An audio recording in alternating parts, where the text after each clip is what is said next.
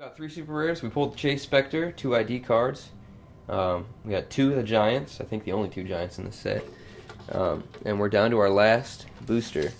This does not seem heavier. It's just going to be a rare. This isn't going to be a God Pack.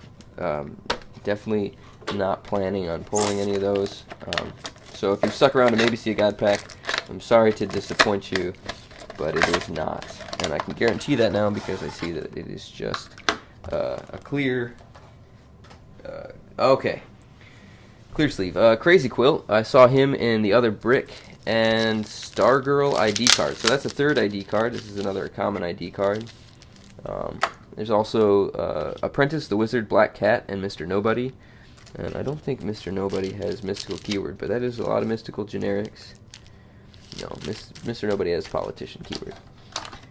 Crazy Quilt is kind of crazy good, but kind of crazy bad. So Stargirl, we've got Stargirl's ID card. Courtney Whitmore is the real name. She's got modified defense value by +1.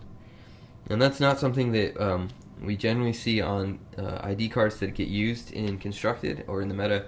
A lot of the ID cards, if you're going to be spending 5 points, you're not trying to live, you're trying to KO and score points off of that. So probably not the best inspiration, but she might find her uses in Constructed play, or just, having an extra character to bring in. Crazy Quilt, all colors contained in me at the beginning of the game. Choose the color of a standard power. You've got the unique modifier. Opposing character styles displaying a power of the chosen color modify their defense values by -1. So probably I'm going to be checking some cards, seeing what a character has, what other characters have, but probably picking a color for opening lower defenses to help with an Alpha Strike and to score some early points, and then not worrying about it so much because he picks up, or he's got his movement special. Crazy Quilt can use Mind Control. When he does, the target style is displaying a power of the color chosen for his trait. He takes no damage from this use of Mind Control. And he and any hit targets modify their attack values by +2 for this action. So that's all, looks like it's all part of one thing. So they've got to be showing the color that he chose, and they're going to have a -1 to their defense for that. He's not going to take feedback damage, and he's going to get a +2 to attack.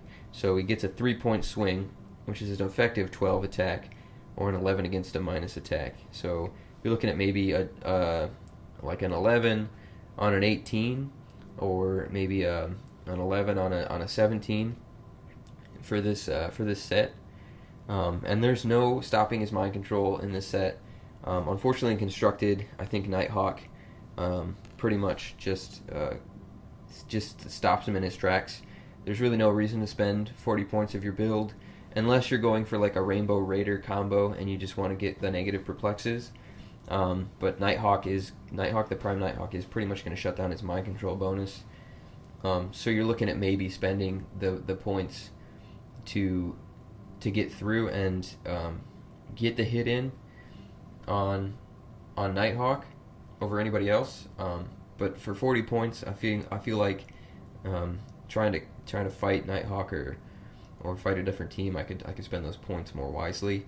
You're not going to see Nighthawk on every team, but I think that he has presence enough in the Constructed meta to kind of stop Crazy Quilt and any other new Mind Control uber powers.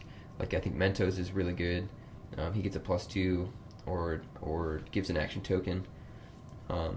There's a less of a reason to play him in Constructed.